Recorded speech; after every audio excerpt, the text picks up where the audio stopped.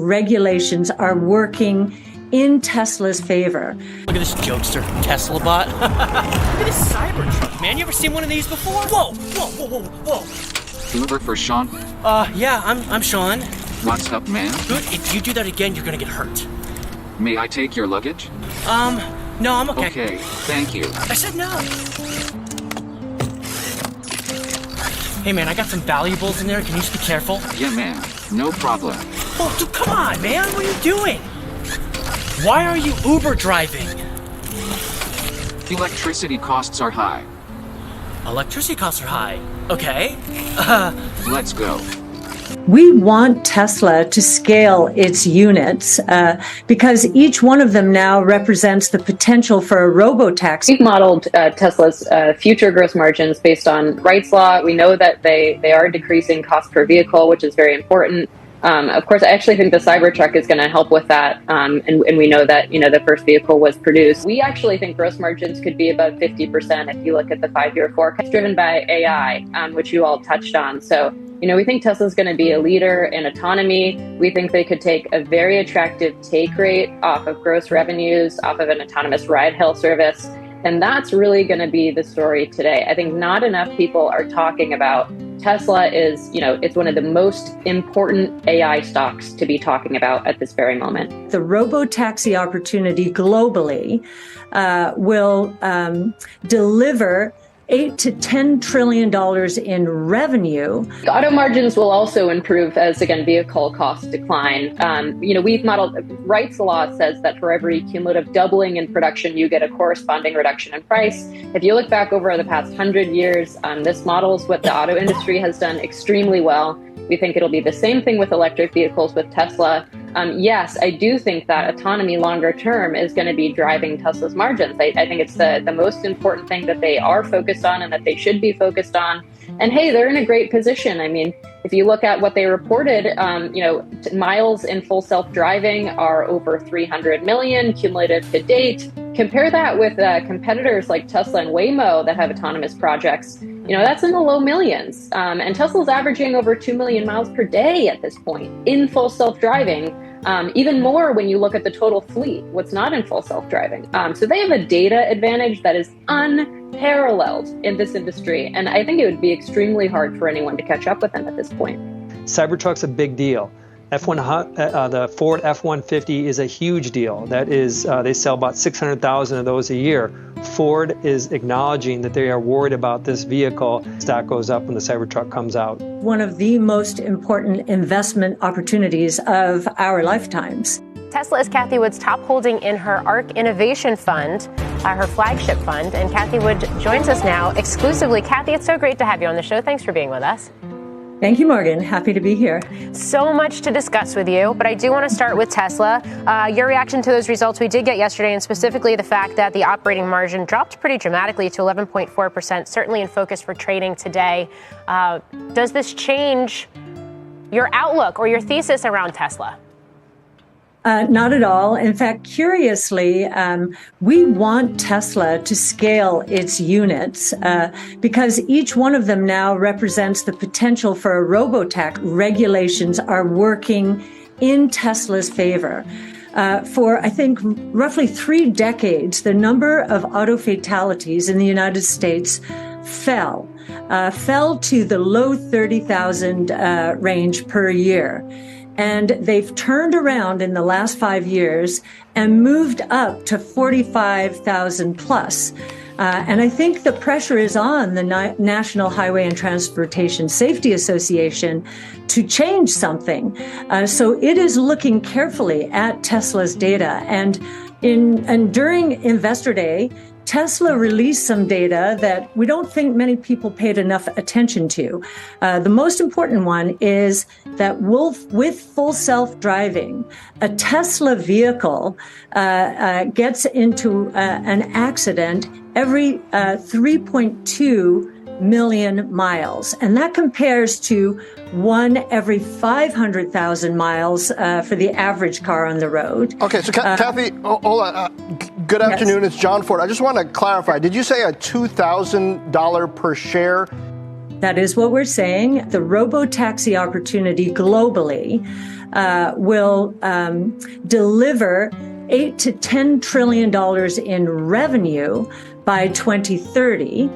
And is one of the most important investment opportunities of our lifetimes. We do have a 5-year investment time horizon. The price target for our stock is roughly $2,000, and that's within a range of $1,400 to $2,500, our bear and bull case.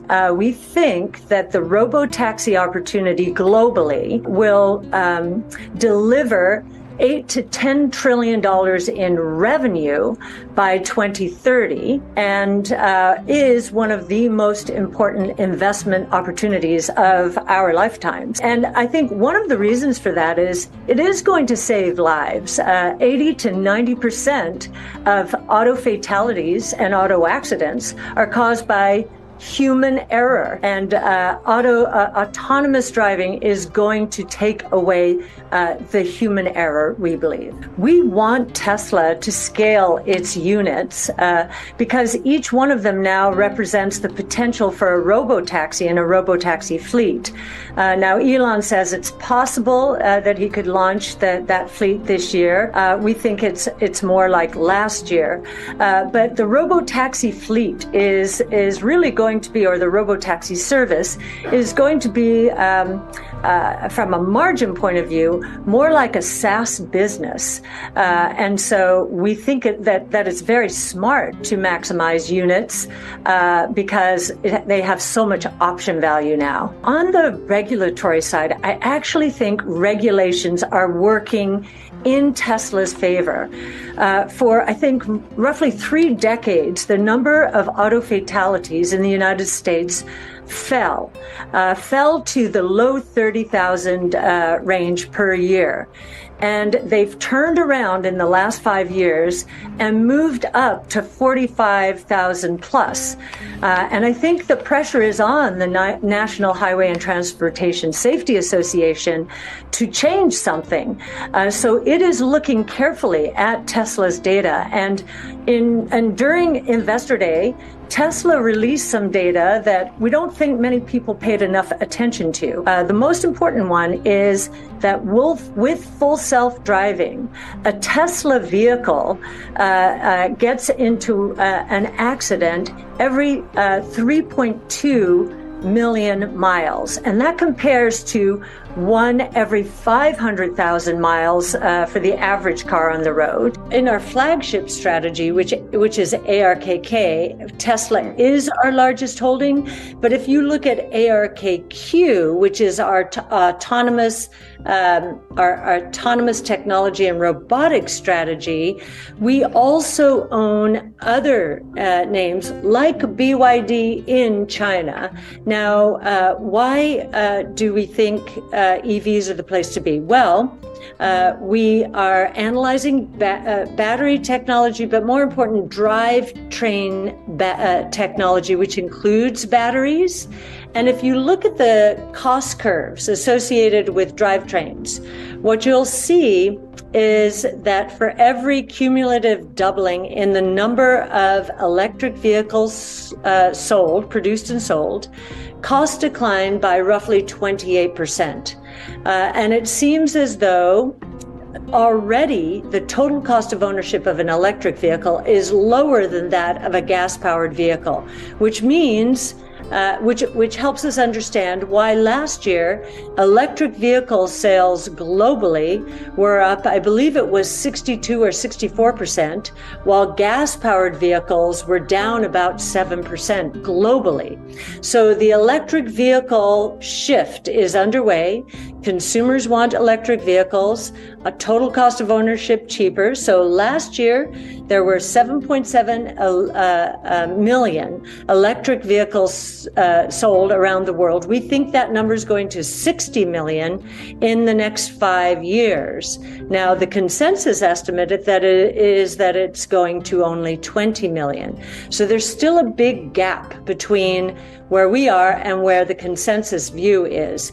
That 60 million, we believe, will account for for 75% roughly of all vehicles sold in 5 years. So electric vehicles, very important. Now, many people focused on Asia say, wait a minute, BYD is winning here. And if you look at last year's sales, BYD's sales, if you look at hybrids and battery electric vehicles, they were up 211% to roughly 1.8 million units, whereas Tesla's vehicle sales were only up 40%. And so the question from Asia is, well, isn't BYD ahead of the game here? You might say yes, based on those statistics, but if you take out hybrid vehicles, and we think hybrid is going away. Hybrid is two systems in one, much more complicated, much more costly. And you look on that basis, BYD's pure battery electric vehicle sales last year were 900,000, whereas Tesla's were 1.4 million around the world. But electric is not the whole story here. In fact, from our point of view, when it comes to Tesla, their autonomous strategy, autonomous taxi platforms is much more important than their electric vehicle strategy. In our view, our price target for Tesla, it's a little over $200 now, is 2/3 because of autonomous. And when we listen to BYD, we do not hear autonomous as a strategy. We hear it more with XPeng, but again, they, from a unit volume point of view, are far behind BYD and Tesla. So that's how we're looking at the world right now. I think when you're talking about electric vehicles, you're not talking just about the drivetrain strategies. I think the companies that are going to win, as I mentioned before, are not focused only on electric. They're focused on autonomous, which means they are focused on three of our major innovation platforms.